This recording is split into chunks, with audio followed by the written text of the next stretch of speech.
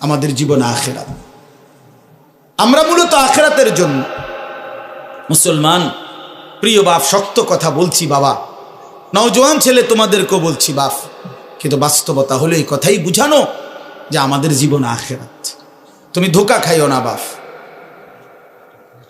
শুনছি কথাটা, ধোঁকা খেও না বাপ, তুমি প্রতারিত হইও না। তুমি এই কাফের বেঈমান মুশরিক ইহুদি খ্রিস্টানদের জালে পড়ে নষ্ট হয়ে যায়। এটা ইন্টারনেট, এটা জাল, এটা তোমার মতো ইমানদার মুসলমানকে চরিত্রহীন বানাবার জাল। একদিন তোমার ফকির বানায়া, চরিত্রহীন বানায়া, তোমার শরীরের সক্ষমতা, কোমরের সক্ষমতা, লজ্জাস্থানের সক্ষমতা নষ্ট করে একদিন তোমার ফতুর বানায় দিবে। একদিন তুমি নারী দেখতে দেখতে, ছবি দেখতে দেখতে দেখবা তোমার জীবনটাও শেষ, যৌবনটাও শেষ, আখিরাতটাও শেষ। আর কিছুই মিলবে না, আর কিছুই মিলবে না। শত শত যুবকের জীবন আমি জানি, হাজার হাজার যুবক। আমার জিন্দিগি তো ছেলেদের সাথে, আমার জীবনটাই তো ছেলেদের সাথে। আমি তো শুনি বাপ। অতএব নিজের আখলাক সুন্দর করে, আমরা আখিরাতের জন্য আমরা মুসলমান, আমাদেরকে আল্লাহ দয়া করে পছন্দ করে এক শ্রেষ্ঠতম নবী দিয়েছেন।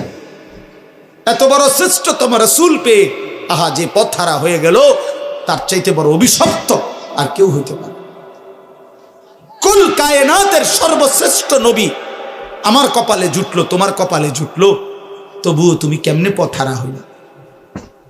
এত বড় শ্রেষ্ঠ নবী তো আর কারো কপালে জুটে না। নবী সাল্লাল্লাহু আলাইহি ওয়াসাল্লামের চাইতে দামি আল্লাহর সৃষ্টিতে আর কে হইতে পারে? তার চাইতে সুন্দর আমাদের নবীর চাইতে কে? তিনি এমন কে আছে? তিনি হাসলেও সুন্দর, তিনি কাঁদলেও সুন্দর, তিনি হাঁটলেও সুন্দর, তিনি বসলেও সুন্দর, তিনি কথা বললেও সুন্দর, তিনি চুপ থাকলেও সুন্দর, তার প্রতিটা সিদ্ধান্ত সুন্দর, তার প্রতিটা নড়াচড়াও সুন্দর। আল্লাহ নবী সাল্লাল্লাহু আলাইহি সাল্লাম ইমানদারও 1450 বছর ধরে নবীকে পরীক্ষা করছে। তিনি ইমানদারের চোখেও সর্বশ্রেষ্ঠ। পৃথিবীর সমস্ত কাফের বেঈমান, মুশরিক, নাস্তিক, মুরতাদ, দার্শনিক, তারা পর্যন্ত নবীকে নিয়ে, আমাদের নবী সাল্লাল্লাহু আলাইহি সাল্লামকে নিয়ে গবেষণা করছে। একবার দুইবার না, লক্ষবার। তিনি তাদের কাছেও শ্রেষ্ঠ। কারো কাছেই তো তিনি এক জাররা, এক বিন্দু 23 বছরের 63 বছরের এই পবিত্র জিন্দিগিতে একটা কলমের দাগ বসাবে, একটা লাল কালির ফোঁটা দিবে আমার নবী সাল্লাল্লাহু আলাইহি সাল্লামের জিন্দিগির উপরে, এমন কেউ হয়েছে কোথাও? তাহলে আমরা সেই নবী সাল্লাল্লাহু আলাইহি সাল্লামকে ছেড়ে দিলাম কেন? কেন ছেড়ে দিলাম? এই জন্য দয়া করে ভাবতে শিখি। আমরা বাবাদেরকেও বলি, নওজোয়ান ছেলে তোমাদেরকেও বলি, পর্দার আড়ালের মা বোনদেরকেও বলি, মা আখিরাতের ফিকির করেন। আখিরাত যদি ফিকির হয়, পরকালের যদি ভাবনা হয়, তাহলে আমাদের পরকালের শ্রেষ্ঠতম সিজন আখিরাত কামাই করার মাহে রমজান। মাহে রমজান আমাদের সামনে। মাহে রমজান আমার, রমজান মানে ভিন্ন কিছু। রমজান মানে আখিরাতের মাস, রমজান মানে মেহনতের মাস, রমজান মানে পরিশ্রমের মাস, রমজান মানে দুনিয়া ভুলে জান্নাত কামাই করার মাস। রমজান সিজন, রমজান মৌসুম, আখিরাতের মৌসুম, আখিরাতের মৌসুম, পরকালের মৌসুম। অতএব বাবা, এত বড় রমজানকে সামনে আল্লাহ যদি কারো হায়াতে দেয়, আল্লাহ যদি দয়া করে রমজান পর্যন্ত পৌঁছায়, সেই রমজানকে পেয়ে কেউ যদি নিজের জিন্দিগিটা গড়তে না পারে, তার উপরে আল্লাহর লানত ছাড়া আর কিছু। আল্লাহ তাআলা আমাদেরকে সৃষ্টি করেছেন আমাদের জিন্দিগির সমস্ত কর্মকাণ্ড সুন্দর করার জন্য। লিয়াবলুয়াকুম আইয়ুকুম আহসানু আমালা। আল্লাহ তাআলা বলেন, জীবন দিলাম তোমাদেরকে পরীক্ষা করার জন্য, তোমাদের কার আমল কতটা সুন্দর। আহসান, আহসান শুধু সংখ্যা বিবেচ্য নয়। নামাজ পড়ে ফেলছে 10,000 রাকাত, কিন্তু সূরা কেরাত অশুদ্ধ, দোয়া কালাম অশুদ্ধ, রুকুর তাসবিহ, সেজদার তাসবিহ, আত্তাহিয়াতু অশুদ্ধ, তো কোনো লাভ নেই। 10,000 না, 10 লক্ষ রাকাতেরও কোনো ফায়দা নেই। এজন্য সংখ্যা বিষয় না, যে কি পরিমাণ, না, গুণগত মান, গুণগত মান আহসান হইতে হবে, সুন্দর হইতে হবে, কোরআন সুন্নাত আলোকেই হইতে হবে, আলোকে যেভাবে হোক। আমরা অনেক মুসলমান এই কথাটা, হযরত মাওলানা মুফতি বেলায়েতুল্লাহ সাহেব শেষ এই কথাটা বলতে চাচ্ছিলেন। অর্থাৎ একটা কথা মনে রাখবেন ছেলেরা, তোমাদেরকেও বলি বাবা, যে যেটুকুই ইসলাম মানি এটুকুও গ্রহণযোগ্য হওয়ার জন্য বিশুদ্ধ হওয়া জরুরি, বিশুদ্ধ হওয়া জরুরি। শুধুমাত্র মসজিদে আসলাম শুক্রবার জুমার নামাজ, আমার উপস্থিতিটা দেখাইলাম, এতেই আমার জুমার নামাজ কবুল হবে না। জুমার নামাজ যেভাবে আদায় করতে হয় ওইভাবেই হইতে হবে, নামাজের সূরা কেরাত ঠিক হইতে হবে। শুধু আল্লাহর ঘরে গেলেই হজ আদায় হয় না, শুধু মিনা আরাফায় গেলেই হজ আদায় হয় না।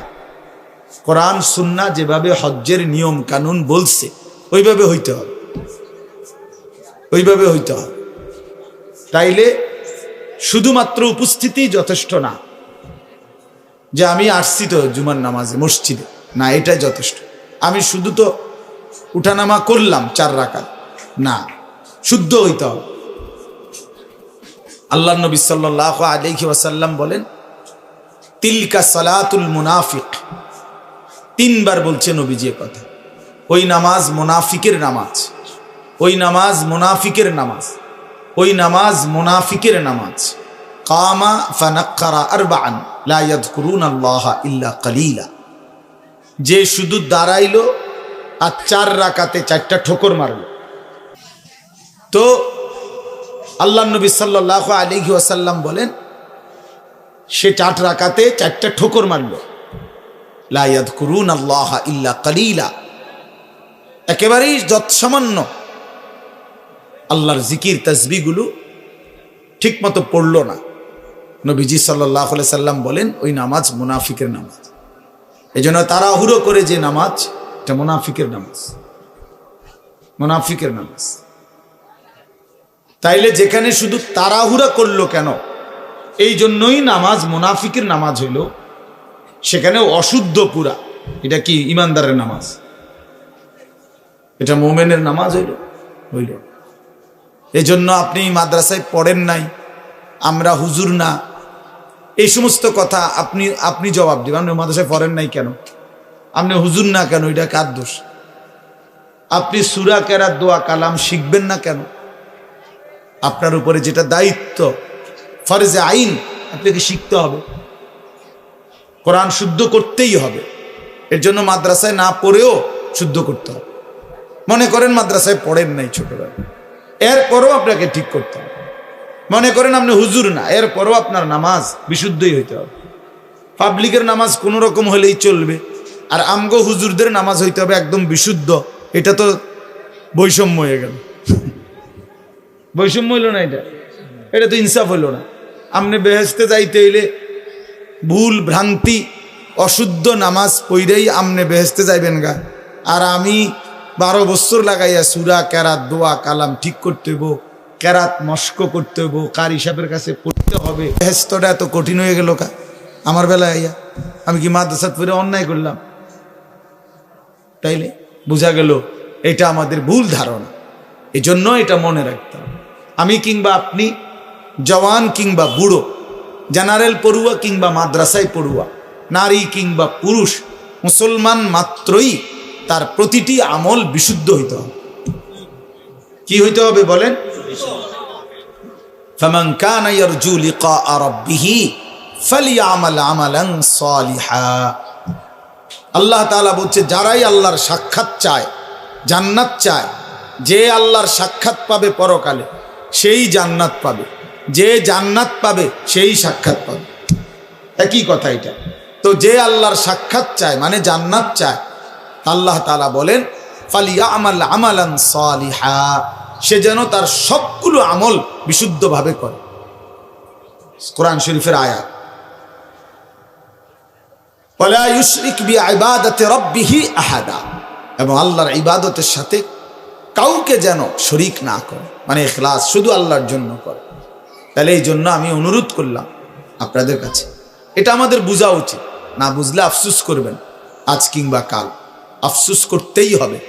কবরে গেলেই বুঝে আসবে, লাতারাবুন্নাল জাহিম সুম্মা লাতারাবুন্নাহা আইনাল ইয়াকিন। আল্লাহ তাআলা বলেন, তুমি তোমার দুই চোখে জাহান্নাম দেখবা, এবং তোমার তখন পরকালের সব কথাগুলো ইয়াকিন হবে, কবর, হাসর, মিজান, ফুলসিরাত। কিন্তু লাভ কি হবে? ইয়াউমাইদিন ইয়াতাযাক্কারুল ইনসানু ওয়া আন্না লাহুদ যিকরা। আল্লাহ তাআলা বলেন, বান্দা হাসরের ময়দানে যখন জাহান্নামকে সচক্ষে দেখবে, তখন তার দুনিয়ার সব কথা মনে পড়বে, বুঝে আসবে। কিন্তু ওয়া আন্না লাহুদ যিকরা, কিন্তু আল্লাহ বলেন, বলো না বান্দা, মনে পড়ে কি লাভ?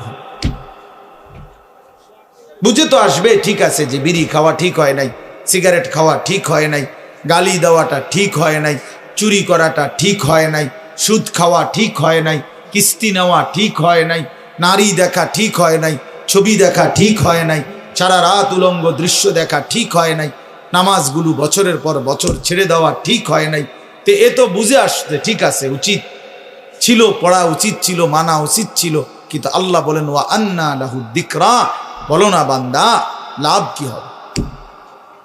আজকে তো আর আমলের সুযোগ দেওয়া হবে না। নবীজি সাল্লাল্লাহু আলাইহি সাল্লাম বলছেন, ফাইন্নাল ইয়াওমা আমালুন ওয়ালা হিসাব ওয়া গাদান হিসাবুন ওয়ালা আমাল। নবীজি বলছে, শোনো উম্মত, আজকে দুনিয়া আমলের জায়গা, এখানে হিসাবের জায়গা না। আগামীকাল আখিরাত, সেটা কেবল হিসাবের জায়গা, ওইটা আমলের জায়গা। ওইখানে আমলের সুযোগ দেওয়া হবে না, শুধুই হিসাব হবে। এখানে আমলের সুযোগ দেওয়া হয়েছে, এজন্য এখানের হিসাব এখানে হচ্ছে না। প্রতিদিন সারাদিনের নাফরমানির শাস্তি রাতে দেওয়া হয় না। এক মাসের নাফরমানির শাস্তি মাসের 30 তারিখ কোনো দেওয়া হয় না। এখানে শুধুই আমল, কর্ম, ওইখানে হিসাব। এখানে মেহনত, ওইখানে ফলাফল, এখানে ফলাফল। এই জন্য আমরা সবাই মিলে যে পাত্তা দিলেন, অসুবিধা নাই, আমরা এতে করে ঘাবড়াই না যে কেউ শুনে আপনার কথা হুজুর না, কেউ না শুনে, কোনো অসুবিধা নেই, কোনো সমস্যা নাই। গোটা পৃথিবীর সমস্ত মানুষ যদি আল্লাহর নাফরমানি করে, একজনও যদি মুমিন না থাকে, তবু আল্লাহ শ্রেষ্ঠ, তবুও কোরআন শ্রেষ্ঠ। আবার গোটা পৃথিবীর সকলেই যদি আল্লাহকে মেনে নেয়, তবু আল্লাহ শ্রেষ্ঠ, আল্লাহ শ্রেষ্ঠ। অতএব আমাদের জিম্মাদারি বলা, দিল থেকে বলা, আন্তরিকতা নিয়ে বলা, কেউ পাত্তা না দাও, অসুবিধা কি? সমস্যা নাই, কোনো সমস্যা নাই। কোরআন শরীফে আছে, ওমা তাসআলুহুম আলাইহি মিন আজরিন ইন হুয়া ইল্লা যিকরুল লিল আলামিন। আল্লাহ তাআলা নবীকে বলছে, বন্ধু, আপনি যে দিন রাত মানুষকে আল্লাহর দিকে ফেরাইতে চাচ্ছেন, ডাকতেছেন, তো এর পারিশ্রমিক, এটার মজুরি আপনি তো মানুষ থেকে নিচ্ছেন না, এটার বিনিময় তো মানুষ থেকে না। যে একবার সুবহানাল্লাহ মানুষেরকে শুনাইলে, শিখাইলে কয় টাকা, এটার কোনো নির্ধারিত রেট আছে? নাই। তো মানুষের কাছে তো এটার বিনিময় না। 1 কেজি চালের দাম তো নির্ধারিত আছে, 1 কেজি আটার দাম তো কি আছে? নির্ধারিত আছে, 1 কেজি আলুর দাম তো নির্ধারিত আছে। কিন্তু আল্লাহর কথা বলার মূল্য তো নির্ধারিত নাই। অর্থাৎ এটা মানুষ থেকে তো আপনি বিনিময় নিবেন না। কাজে আপনার সমস্যা কি? বিনিময় তো দেব আমি, কাজে কেউ গ্রহণ করলেও বিনিময় দেব, কেউ গ্রহণ না করলেও বিনিময় দেব। আপনার সমস্যা কি? আপনার যেটা পাও না, আমি সেটা আপনাকে দেব।